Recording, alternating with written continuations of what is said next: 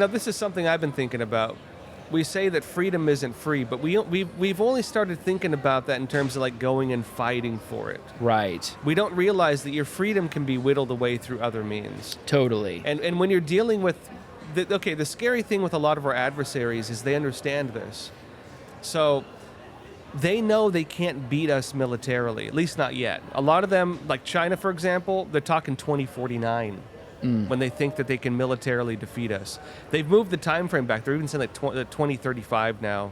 Some think even earlier, but that's if they don't divide us. Their strategy right now is they want to get us involved in multiple wars. Russia, they know they can't take us head on unless it's a nuclear war. Any other country, they know they can't take us head on. So what do? And in the defense community, they talk about what's called short of war tactics. Short of war. So they'll push things to the boundary of what would constitute an act of war, but they don't cross it. And so it's all real on the edge, right? The Chinese Communist Party, they talk about unrestricted warfare. Right. Which is psychological warfare, which is messing with narratives, media warfare, controlling news outlets or social media, drug warfare, they actually include that. Resource warfare, which would include our farms, for example, things like that. So they're talking about waging war, cyber warfare, biological warfare. You want to get like the mid-range stuff. They talk about this. They have books on it. They write about it. Yeah. They say, they don't even try to hide it. And then if you understand that that's what they're doing. So for all the China watchers, myself, Gordon Cheng, we all talk about this. We all talk about this Gordon stuff. is a great resource as well. He's great. So when we get together, because there's quite a few China guys, and we all talk. You know what I mean? A lot of what we talk about is this type of stuff. We talk about unrestricted warfare. That China's waging war against us by other means. And by China, I mean the Chinese Communist Party. So back to the USDA and the farmland. Right. So what did they say is happening?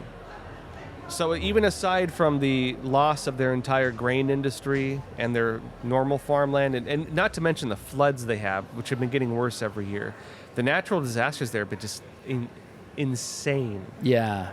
Like crazy. I mean, you've probably seen the videos of it. Yeah.